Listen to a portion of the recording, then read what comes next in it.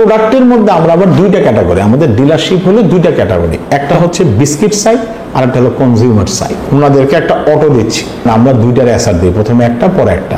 Consumer সাইডের মধ্যে আমাদের ক্যাটালগ আছে, এখানে আমাদের প্রায় 60টা আইটেম আছে, হ্যাঁ, ক্যাটালগ ওয়াইজ। এটা হচ্ছে কনজিউমার আইটেমের মধ্যে। আর এখানে লজেন্স আছে, চকলেট আছে, মিনি আছে।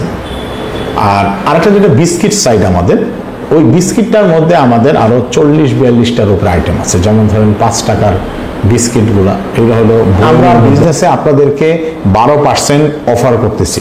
ডিভিশনাল সেলস ম্যানেজার নিয়োগ করছি, ওনারা আমাদেরকে জানাইছে যে স্যার আপনার ক্যাটালগটা এরকম হইলে আমাদের জন্য সুবিধা, আমরা সাথে সাথে সেটা করে দিচ্ছি।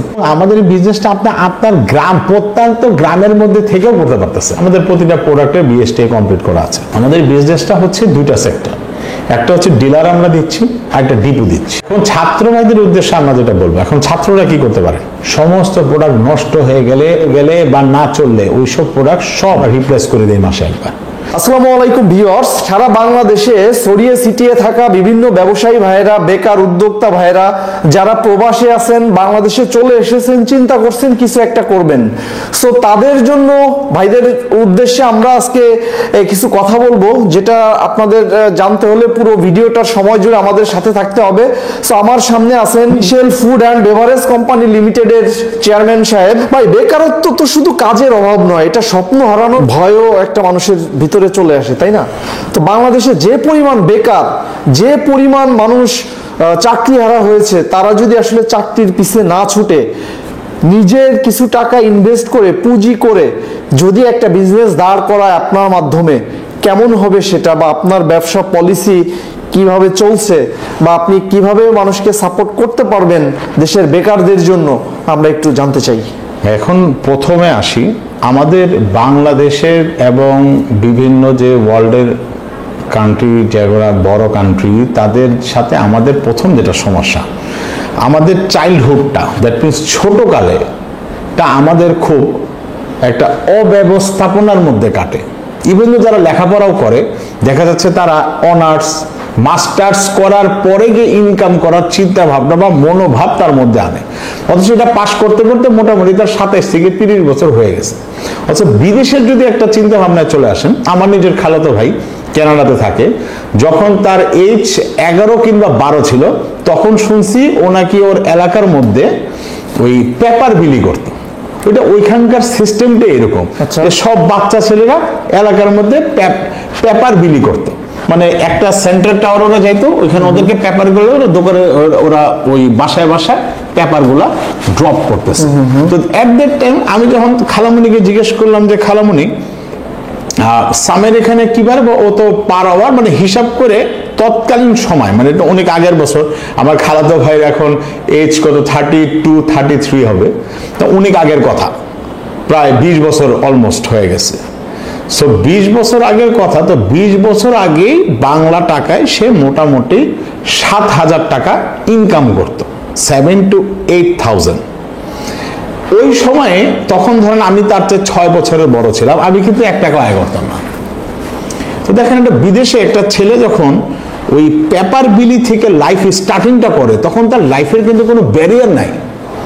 অথচ আমি ওই সময়, আমরা বাংলাদেশে বা আমার বন্ধু বান্ধব, আমরা কিন্তু কোনো ইনকাম করতেছি না। কেন ইনকাম করতেছি না? আমাদেরকে ইংলিশ মিডিয়ামে বাবারা ভর্তি করছে, আমরা ভাই স্ট্যান্ডার্ড 7-এ পড়ি, স্ট্যান্ডার্ড 8-এ পড়ি, বাংলা ইংলিশ মিডিয়ামের ছেলে, কিন্তু দিন শেষে ইনকাম নিয়ে আমাদের মাথায় কোনো প্রেশার নাই।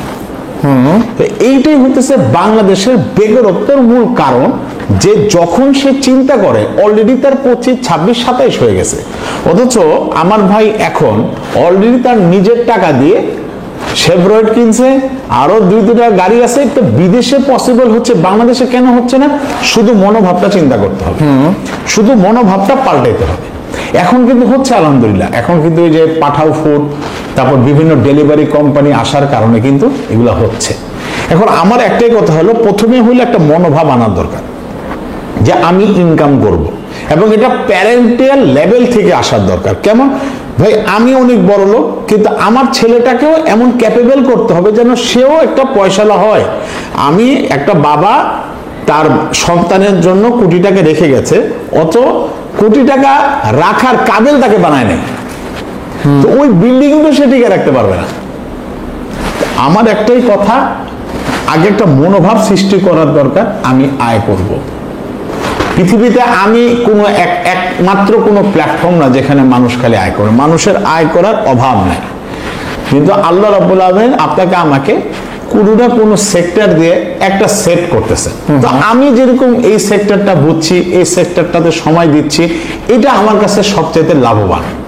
কেন? আমি এটাতে নিজেকে সাকসেস আলহামদুলিল্লাহ করতে পারছি, সামনে আরো সাকসেস হবে। কিছু সমস্যা, কিছু সম্মুখীন তো সবাইকেই হইতে হয়। কিছু ক্লাইমেটেরই সমস্যা, যেমন ধরুন হঠাৎ করে বৃষ্টি চলতেছে 3 দিন, তো কিছু তো বিলম্বনা হয়, কিন্তু তার মানে এই না যে স্বপ্ন বন্ধ হয়ে যাবে বা কাজটা হবে না, একটা সময় লাগতে পারে। ব্যবসার মধ্যে সবচেয়ে বড় যেটা হলো একটা সাপোর্ট। কি support? Family support, mental support, আত্মীয় সাপোর্ট, ফ্রেন্ড সাপোর্ট। আমাদের বাংলাদেশে কোনো কিছু করতে গেলেই একটা কথা বলবে, এটা হবে না, শেষ, প্রথমেই না, ডিমোটিভেট করে দিচ্ছে। প্রথমেই একটা ছেলে ইন্টারনেটে ধরেন আমাদেরকে উনিকে ফোন দেয়, ফোন দিয়ে বলতেছে যে ভাই আমরা এখন আপনার অ্যাকাউন্টে 2.5 লাখ টাকা পাঠাই দিব। ভাই আমার ভাই অমুক ছিল তমুক ছিল, উনি এরকম অনলাইনে দেখছেন 5 লাখ টাকা পাঠাই দিছে, দেওয়ার পরে মোবাইল টোবাইল সব বন্ধ করে দিছে, ভাই এখন আমরা কোথায় যাব? আসলে দিন শেষে ব্যাপারটা কি, আসলে মনোভাবটা আনেন কিছু সিস্টেমেটিক্যালি আসেন।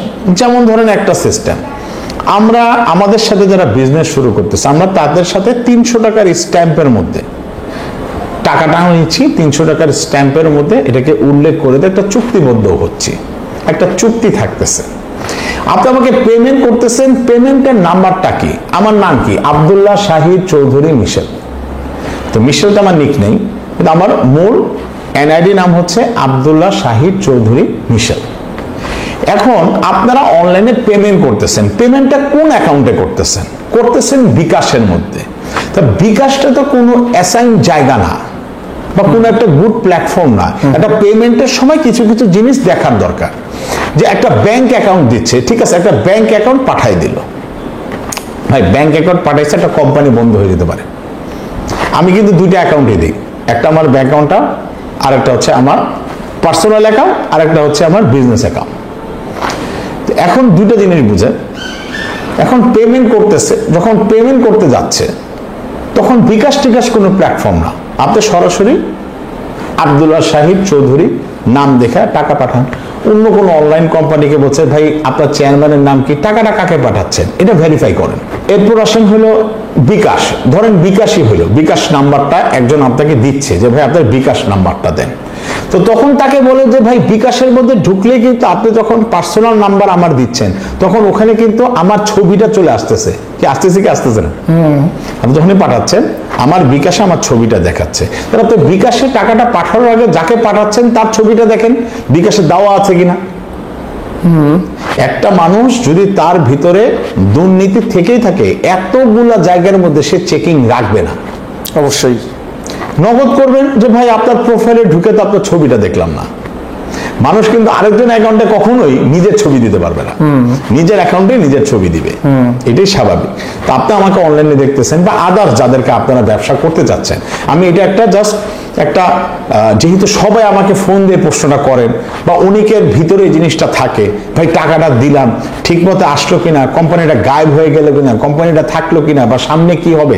ভাই দিন শেষে বিজনেস যখন আপনি করবেন, আপনাকে একটা ট্রাস্ট ইস্যু কিন্তু রাখতে হচ্ছে, মানে ব্যবসার মধ্যে কিন্তু আপনাকে বিশ্বস্ততা রাখতেই হচ্ছে।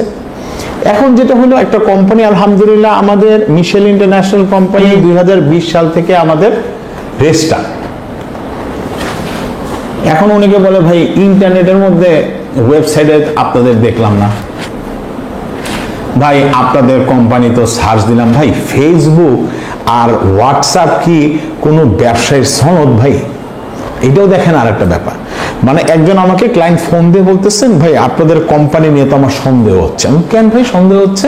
ভাই আমি তো ফেসবুকের মধ্যে সার্চ দিলাম আপনার কোম্পানি শো করে না, আমি ভাই ওয়েবের মধ্যে চাপ দিলাম আপনার কোম্পানি শো করে না। আমি আচ্ছা ভাই নিবন্ধনটা যখন করছিলাম এটা কি ওয়েবে নিবন্ধন করছিলাম?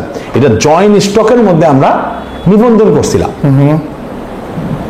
হ্যাঁ, জয়েন্ট স্টকের মধ্যে আমাদের এটা নিবন্ধন করা, যেখানে লিমিটেড কোম্পানি নিবন্ধন করে।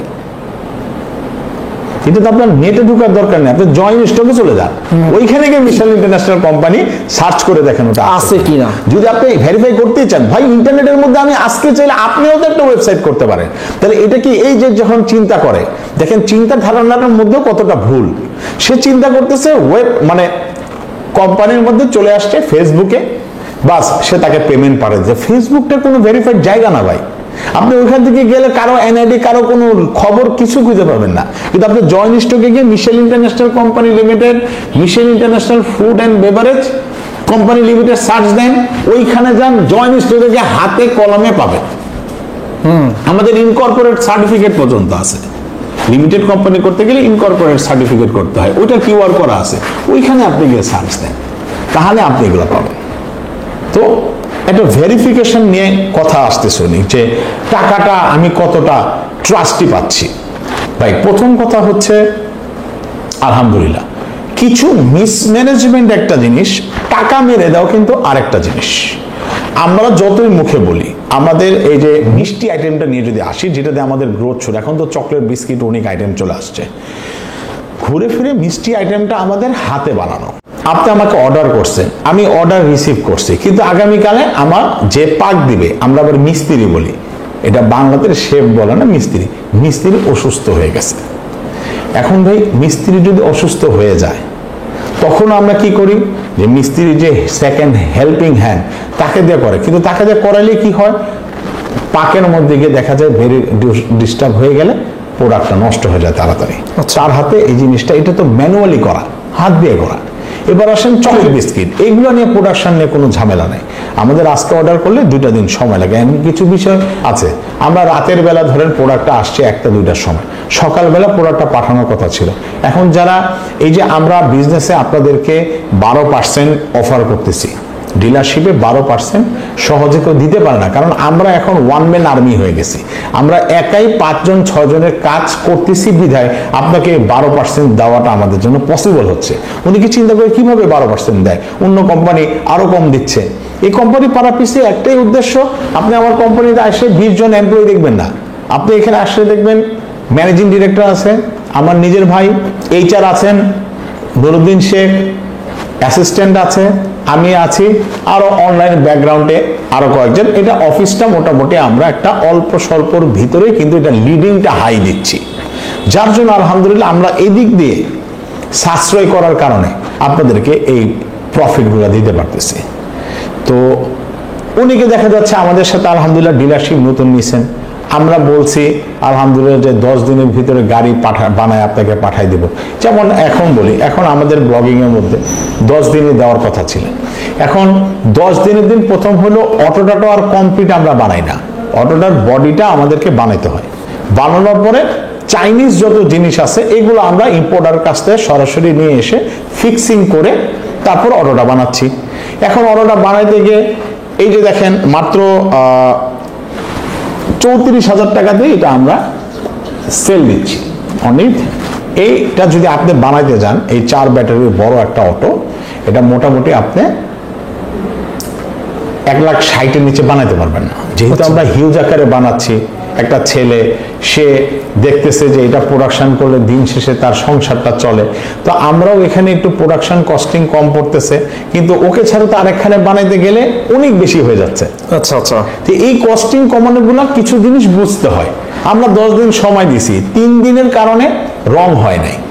আচ্ছা, 3 দিনের কারণে রংটা হয় নাই, রংটা শুকাচ্ছেই না।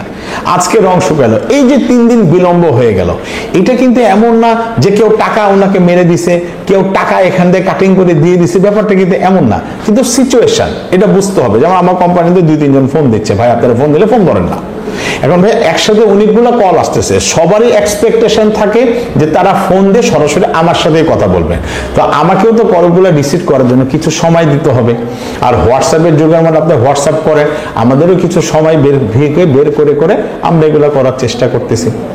এখন এগুলো হলো কিছু প্রবলেমের কথা আপনাদের সাথে শেয়ার করা, এখানে ভেঙে যাওয়ার কিছু নাই, চলে যাওয়ার কিছু নাই। আলহামদুলিল্লাহ হ্যাঁ, আগে যখন একটা সময় ছিল যে আমরা হোলসেল বিজনেস করতাম, হোলসেল বিজনেসটা কোনো পার্মানেন্ট বিজনেস না। আমরা কাউকে এখন হোলসেলের দিকে উদ্বুদ্ধ করতেছি না। কেন? এখানে মূল সমস্যাটাই হচ্ছে এসআর। দ্যাট মিন যে কেউ চেষ্টা করলেই কিন্তু সেলস করতে পারবেন না। সেলসের কর্মী আছে আলাদা, একটা পদ আছে, আচ্ছা, আচ্ছা। সেলস রিপ্রেজেন্টেটিভ, তাই না? এখন একটা সেলস রিপ্রেজেন্টেটিভ, আপনারাও খুব ভালো জানেন, বড় বড় কোম্পানি আপনারা ব্লগিং করেন, একটা সেলস রিপ্রেজেন্টেটিভ মানে 9-6 বিষয় না, এটা একটা 2-3 বছর লেগে যায় একটা নর্মাল একটা এসআর হইতে। এখন এই লোকটাকে আমাদের খুঁজতে হয়, খুঁজে আপনাদেরকে যখন দিচ্ছি তখন তারা দোকানে গেলে সেলস লেভেলটা হাই আসে। কিন্তু আপনি যদি মনে করেন আপনি নিজেই চলে যাবেন, নিজে চলে গেলে সমস্যাটা কোথায়? প্রথমত হলো দোকানদাররা আপনাকে এখানে মিসগাইড করবে। কি মিসগাইড? আপনাকে যখনই সে দেখবে, সে দেখার সাথে সাথে বুঝবে যে লোকটা নতুন, সাথে সাথে মিসগাইড করে, না প্রোডাক্ট চলে না, এগুলো এখানে নাই, এগুলো চলে না। এই ধরনের মোটিভেশন গুলো তারা কেন বলে? যেন আপনি দিন শেষে তাকে একেবারে নাম মাত্র, মানে আপনার নিজের লাভটা না রেখা পুরো টাকাটাতে তাকে দিয়ে বাধ্য হয়ে মালটা নিয়ে চলে যায়। কিন্তু যখন একজন এসআর যাচ্ছে, সেও প্রতিনিধি এবং দোকানদারটাও বুঝে না এখানে একটা বিজনেস মাইন্ডেড আসতেছে। আপনি প্রথমে গেলে ফট করে মানুষ আপনার কাছ থেকে প্রোডাক্ট নিবে না। কেন নিবে না? সে বুঝতেছে যে এই লোকটা যদি পরবর্তীতে আর না আসে, তখন আমার মালটা নষ্ট হয়ে গেলে ড্যামেজটা আমি কিভাবে পাবো? এর জন্য নতুন মানুষ গেলে নেয় না। কিন্তু যখন আপনি আমার কোম্পানির যে গাড়িটা, আলহামদুলিল্লাহ গাড়িটা দেখতেও যথেষ্ট সুন্দর এবং রিমোট কন্ট্রোল, সিকিউরিটিও আমরা অনেক চিন্তা করছি, লাইটিংও অনেক হাই গ্রেড করা, একটু সুন্দর ঝিকিমিকি আলো দেওয়া, খুব সুন্দর করে করা। এটার পিছনে একটা কারণ হচ্ছে যখন একটা দোকানে আপনি ডেলিভারি দেওয়ার জন্য এটা নিয়ে যাবেন, এটাও কিন্তু একটা মার্কেটিং। যেটা মিশেল ইন্টারন্যাশনাল কোম্পানি থেকে গাড়ি আসছে, অর্ডার করছিলাম, প্রোডাক্ট আসছে। তো এসআরদের উপরে আপনি সেলসটা ছেড়ে দেন। এখন বলতে পারেন কোনো কোম্পানি আপনাকে আজকে টাকা দেওয়ার সাথে সাথে কালকে এসআর দিয়ে দিবে না।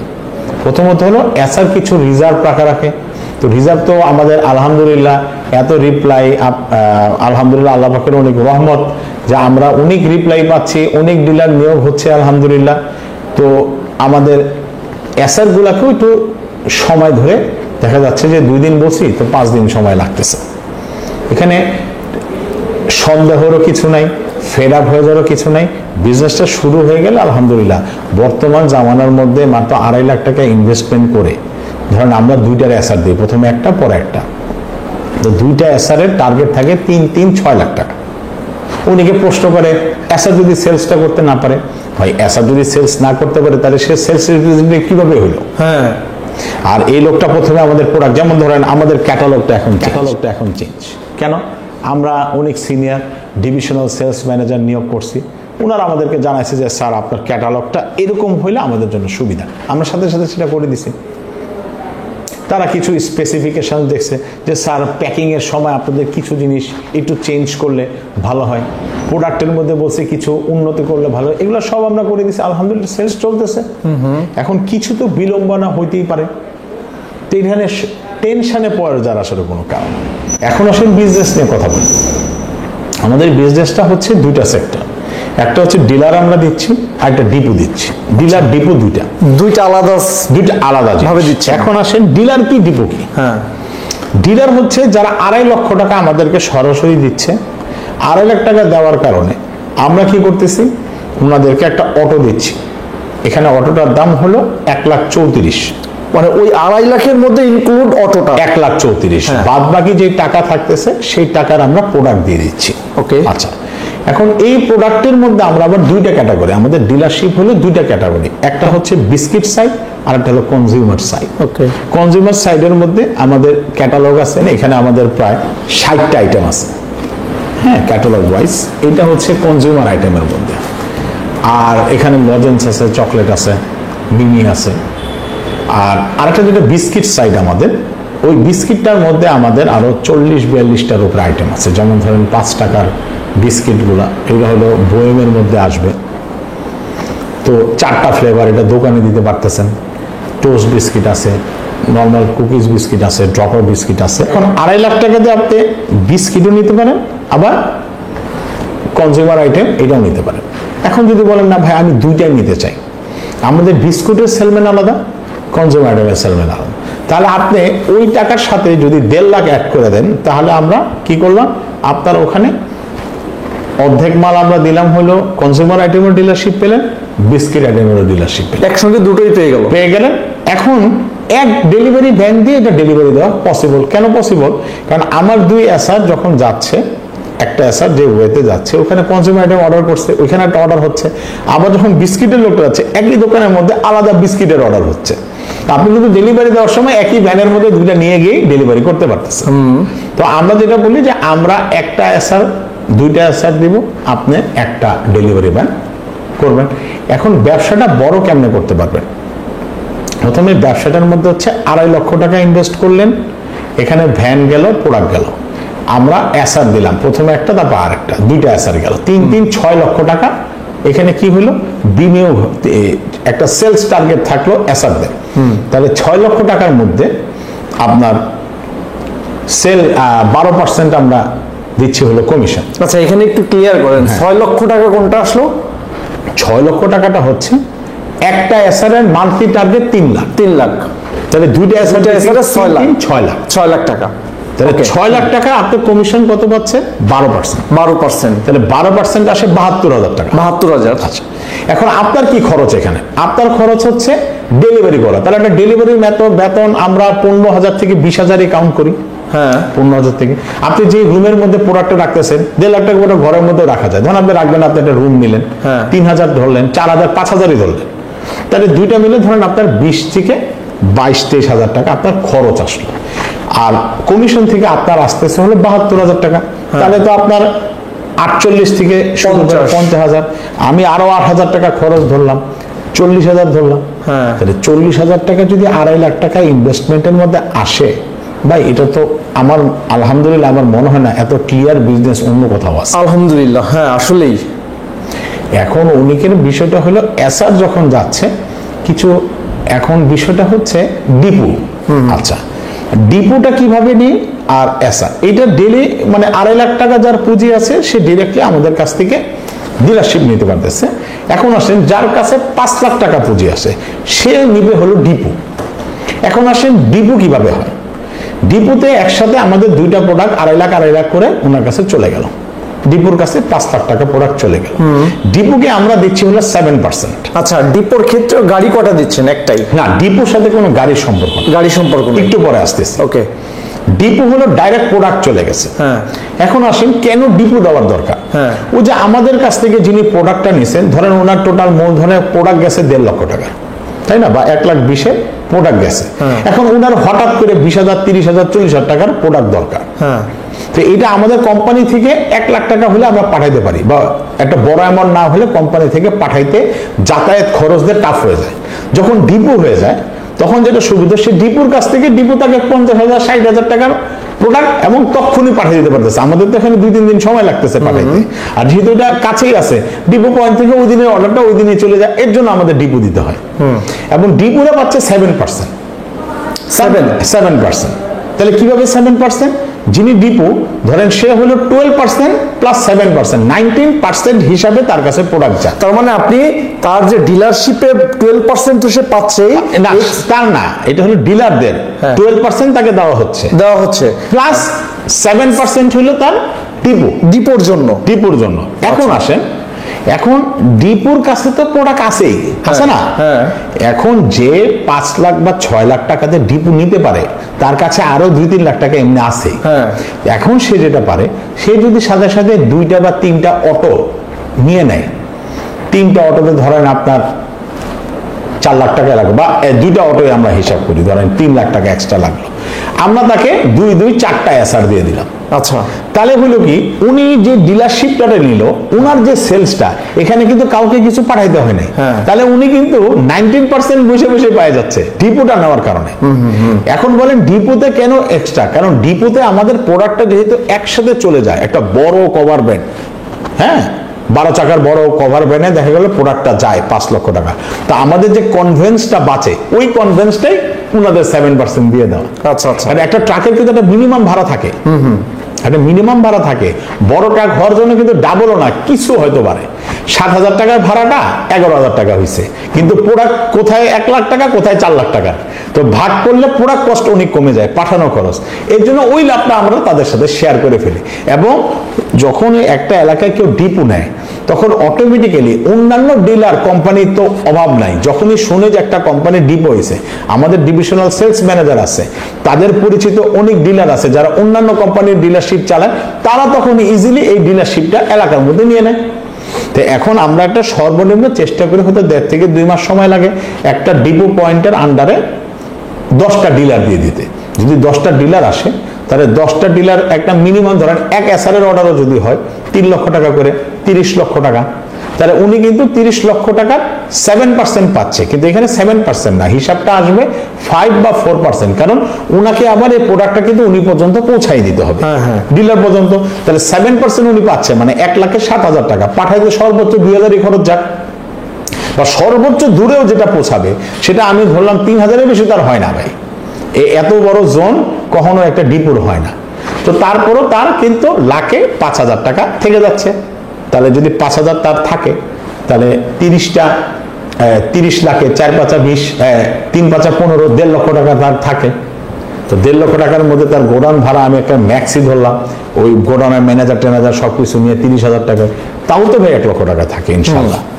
এটা আমার সাথে না, এটা যে কোনো জায়গার মধ্যে বিজনেস করলে আলহামদুলিল্লাহ এরকম একটা প্রফিট থাকে। এখন আসেন আলহামদুলিল্লাহ আমাদের প্রোডাক্ট সম্বন্ধে, আমাদের প্রতিটা প্রোডাক্টের বিএসটিআই কমপ্লিট করা আছে, ঠিক আছে ইনশাল্লাহ। আর এখন হচ্ছে যারা বিজনেস করবেন তাদের সাথে যেটা আমার পরামর্শ, সেটা হলো প্রথমে নিজে আগে চিন্তা করেন যে কোনটা করবেন, টাকার অ্যাভেলেবিলিটিটা কোনটা। আপনার যদি 2.5 লাখ টাকা থাকে, আপনি ডিলার নিয়ে শুরু করেন। কিন্তু একটা সাজেস্ট করবো, কেউ ওই কিস্তির থেকে টাকা তুলে আয় না ডিলারশিপ বিজনেস শুরু করবেন না। কেন? কখনো সেল একটু কম হইতে হয়, বেশি হইতে হয়, তো এটা কোনো থিওরি না। লাগে আপনি কারো কাছ থেকে ধার নেন।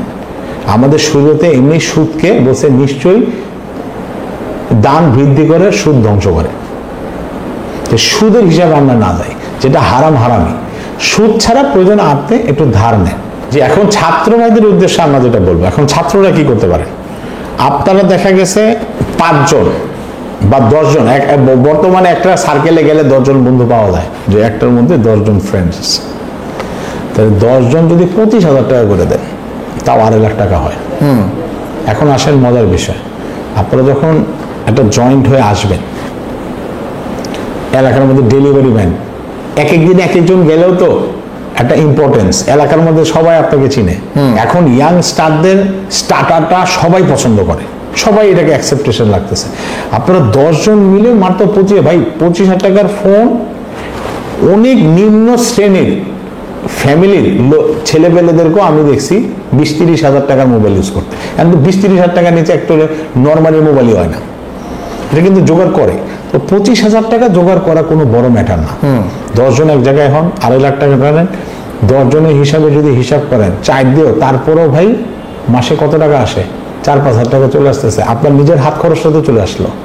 ফ্যামিলির একদিক থেকে ব্যাকআপ শুরু করেন, পরে কি দেখা যাবে? 10 জন 10টা ডিলার হয়ে গেছে।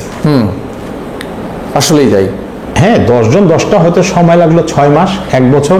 10 জন 10টা জোনে চলে গেলেন, 10টা জোন নিজেরা নিয়ে ডিলার হয়ে গেল, ওইখানে একটা ডিপো হয়ে গেল। দেখা গেল কি আপনারা এই 10 জন মিলে একটা ডিপো কন্ট্রোল করে আবার আপনাদের ডিলারশিপ করতে পারবেন। এটা কোনো বানোয়াট কোনো কথা না, এভাবে বিজনেস চলতেছে ভাই। হ্যাঁ, সমস্যার কিছু নাই, সন্দেহের কিছু নাই, ভয়ের কিছু নাই। ব্যবসা একটু ভয়। আমরা টোটাল যত প্রোডাক্ট আপনাদের দিচ্ছি, সমস্ত প্রোডাক্ট নষ্ট হয়ে গেলে বা রয়ে গেলে বা না চললে ওইসব প্রোডাক্ট সব আমরা রিপ্লেস করে দিই মাসে একবার। তাহলে আপনার কাছে লসটা রইল কোথায়? আমি তো কোনো লস দেখতেছি না এখানে। আমার কথা হলো আপনারা হিম্মত করে শুরু করেন ইনশাল্লাহ। আমরাও তো এই পর্যন্ত কোম্পানিকে আলহামদুলিল্লাহ হিম্মতের উপরে তো এই পর্যন্ত আলহামদুলিল্লাহ নিয়ে আসছি না। আপনি ব্লগিং গুলো আমাদের দেখেন, এইখানেই যখন আমাদের প্রথম ব্লগিংটা কিচ্ছু ছিল না, 8 মাস আগে, এটা একটা গোডাউন ছিল। আলহামদুলিল্লাহ এখন গোডাউন অন্য জায়গায় বড় কইরা বরঞ্চ এটা একটা কর্পোরেট অফিস হয়ে গেছে এখন, যেখানে এমপ্লয়ি জব করতেছে, তাই না বিষয়টা? তো এটা অবাস্তবর কিছু না। আমরা 5 বছর ধরে বিজনেস করতেছি, আলহামদুলিল্লাহ ভালো চলতেছে, আপনারা হিম্মত করেন। আর প্রবাসী ভাই যারা আছেন তাদের অ্যাডভাইস আমার এটা থাকবে যে আপনারা কিন্তু 5-6 লাখ টাকা খরচ করে বিদেশে যাচ্ছেন, গিয়ে কিন্তু যদি আসলে আপনার থাকা খাওয়া সব চিন্তা করেন তাহলে দেখবেন যে দিন শেষে কিন্তু বাড়িতে 50-40 হাজার টাকা যাচ্ছে না। হ্যাঁ, একটা সময় যাইতো। যারা ভালো পজিশন আসে তাদের নিয়ে আমার কোনো সমস্যা নেই, কিন্তু এখন যারা চিন্তা করতেছেন তো স্বল্প ব্যয়ের মধ্যে আপনারা এটা চিন্তা করতে পারেন যে এই ইনকামটা আলহামদুলিল্লাহ যেটা আপনারা 2.5-3 লাখে পারতেছেন, এটা কিন্তু বিদেশে গিয়ে আপনাদের প্রচন্ড রূপে এবং অনেক ধরনের আপনার কি সমস্যার সম্মুখীন হইতে হচ্ছে। কষ্ট তো বিবরণ ছাড়াই, পরিবার ছেড়ে যেতে হচ্ছে, পরিবার ছেড়ে যাচ্ছেন, পরিবারের সমস্যা হচ্ছে, কত কি ধরনের কত সমস্যা সারাদিন দেখতে। সে তার জন্য যদি সে বাড়িতে থেকে, তাই না, এই টাকাগুলি ইনভেস্ট করে ব্যবসাটা করে। এবং আমাদের এই বিজনেসটা আপনার গ্রাম, প্রত্যন্ত গ্রামের মধ্যে থেকেও করতে পারতেছেন। আপনাকে কোথাও এসে নতুন করে থাইকা মার্কেটিং করতে, তার নিজের বাড়িতে থেকেই করতে, বাড়িতে থেকেই করতে পারতেন। বাড়ির একটা রুমই সে মাল রাখার জন্য একটা রুম না, ওই নিজের থাকার রুমেও একটা সাইডে রাখা যায়। 1.5 লক্ষ টাকার মধ্যে একটা আহামরি বড় তা তো নয়, কিন্তু কার্টুন সিস্টেম উপরে উপরে করে রাখা যায়। হ্যাঁ, তো আমার উদ্দেশ্য হচ্ছে যে শুরুটা করেন। 2.5 লাখ টাকা হইতে পারে আপনার জন্য অনেক বড় টাকা, কিন্তু আলহামদুলিল্লাহ যে রিপ্লাই, হ্যাঁ, এটা অনেক ভালো হচ্ছে। একটা হিম্মত করেন, আমরাও হিম্মত করি। তো ডিলারও নিতে পারতেছেন, ডিপো নিতে পারতেছেন। এখন আমাদের সরাসরি অফিসে চলে আসতে পারেন, উত্তরা আব্দুল্লাহপুর কামারপাড়া প্রত্যাশা বীজ। এখানে আমাদের ম্যানেজার আছেন, আমার নিজের ভাই এখানকার এমডি, আসলে আমার মতোই চেহারা, সে এখানে সবসময় থাকে। আপনারা আসলেন, বিজনেস শেয়ার করেন, নিজের কথাটা বলেন। হ্যাঁ, স্টার্ট হতে আমি, আমাদের এমনও ডিলার আছে যারা এখন থেকে 4 মাস আগে এসে আমার কাছে মিটিং করে গেছিল। 4 মাস আগে তারা এসে আমাদের কাছে ডিলারশিপ নিয়ে গেছে। হ্যাঁ ভাই, আমরা তো আসছিলাম, আমাকে আবার দেখাচ্ছে ভাই অমুক দিন আসছিলাম, আমাদের সাথে হোয়াটসঅ্যাপে কথা হয়েছিল, আলহামদুলিল্লাহ ভাই টাকাটা গুছাই নিয়ে আসছি, শুরু করছে আমাদের সাথে, আলহামদুলিল্লাহ। তো আমার কথা হলো একবার আসেন, এত বড় অফিস করা আছে, আপনারা আসেন, একটা সলা পরামর্শ করে যান, আমাদের কাছে একটা বেস্ট সলিউশন নেন। আর পাইকারি ব্যবসা এগুলা করার থেকে একটু দূরে চলে আসেন। এটা কোনো পার্মানেন্ট ইস্যু না। ব্যবসা এমনভাবে করেন যেটা দীর্ঘায়িত্ব আছে, আস্তে আস্তে বড় হবে, আয় করতে থাকেন, আয়টা আস্তে আস্তে বাড়বে। এইভাবে ইনশাল্লাহ বিজনেসটা করেন। আল্লাহ চায় আল্লাহ পাক আমাদেরকেও ভালো রাখুক, আপনাদেরকেও ভালো রাখুক। তো সবাইকে ভালোবাসা, আন্তরিক শুভেচ্ছা, এবং চ্যানেলটা আপনারা সাবস্ক্রাইব করবেন, বেল বাটনে যদি লাইক করে থাকেন লাইক দিয়ে দিবেন। তো আসসালামু আলাইকুম, দোয়া রাখবেন সবাই, এবং সবার জন্য দোয়া কামনা রইল, আমাদের জন্য সবাই দোয়া করবেন ইনশাআল্লাহ।